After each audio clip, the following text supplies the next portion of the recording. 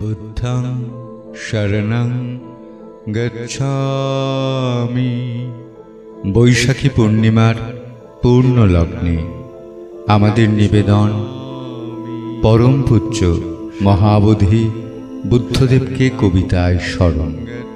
কবিতা বুদ্ধ পূর্ণিমা। শরণং গচ্ছামি। পবিত্র স্রোতস্বিনী নৈরঞ্জনার তীরে দাঁড়িয়ে তরুণটি বলল, আপনাকে কিছু দিতে ইচ্ছে করছে, আপনি নেবেন? তরুণীটি বাড়িয়ে দিল জ্যোৎস্না ভেজা হাত। তার হাতের মুঠো ভরে উঠল মিষ্টি ফুলের ঘ্রাণে। তরুণী পর্যটক বলল, পরমান্ন খাবার পর সোনার পাত্রটিকে কেন নদীতে ছুঁড়ে ফেলেছিলেন সিদ্ধার্থ জানেন? তরুণটি বলল, জানি। যত মায়া, যত লোভ, যত শৃঙ্খল, যত যন্ত্রণাকে আমিও যদি ছুঁড়ে ফেলতে পারতাম। কিছুক্ষণের নীরবতা। অতঃপর তরুণীর চোখে চোখ রাখল তরুণটি।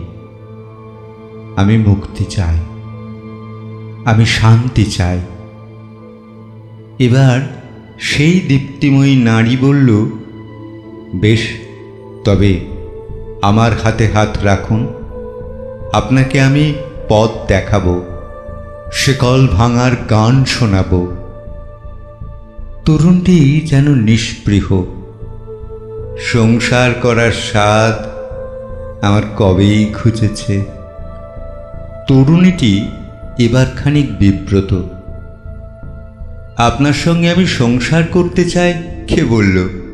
শুনুন মশাই, আমার ভরা সংসার, কোল জুড়ে সাধের সন্তান। আসলে আপনি এখন মায়াবদ্ধ, তাই বুঝতে পারছেন না। আপনার আসল জন্ম এক বৈশাখী পূর্ণিমায়, শাল পুষ্পে ভরা লুম্বিনী উদ্যানে। তরুণ তো রীতিমতো বিরক্ত। লুম্বিনী উদ্যানে জন্মগ্রহণ করেছিলেন শাক্যরাজ শুদ্ধধনের পুত্র সিদ্ধার্থ। তরুণীর প্রশ্ন, আপনি নির্বাণ লাভ করতে চান না? যদি চান, আমার উপর বিশ্বাস রাখুন। আমার কাজ আপনাকে সঠিক পথের সন্ধান দেওয়া।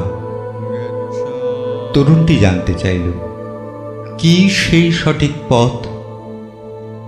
উত্তর এলো, মধ্যম পথ, প্রেমময় পথ, শান্তিময়, আনন্দময়।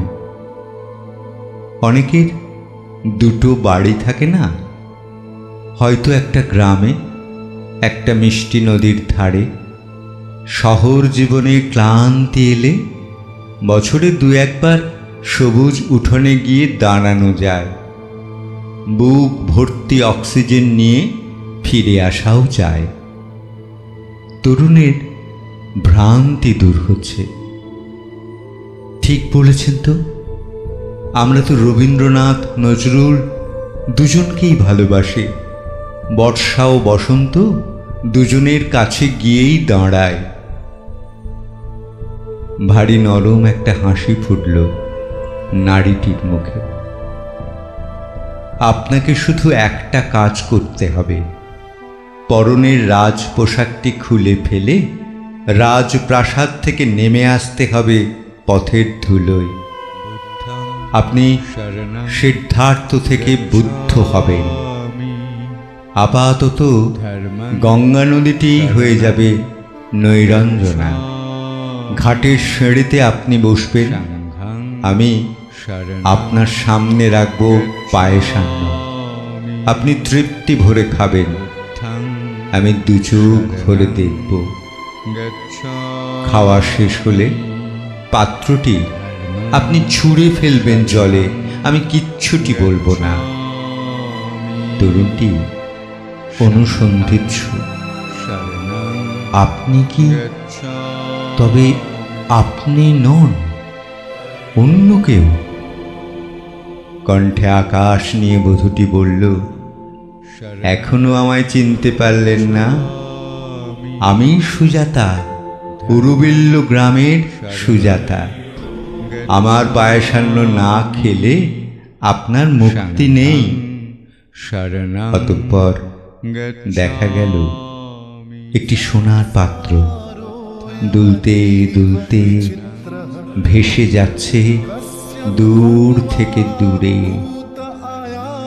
দুজনের মুখ বৈশাখী পূর্ণিমা, দুজনের চোখ নৈরঞ্জনা নদী। ভজ গোবিন্দং ভজ গোবিন্দং গোবিন্দং ভজ। শুনছিলাম কবিতা বুদ্ধ পূর্ণিমা, কবি অনুপম সৌরিশ সরকার। এই বুদ্ধ পূর্ণিমার পূর্ণ লগ্নে আমাদের নিবেদন বুদ্ধদেবকে এবং তার চরণে নিবেদিত হল। কবিতা কণ্ঠে দেবাশিস নন্দী। নমস্কার। ভালো থাকবেন সবাই, ভালো রাখবেন সবাইকে।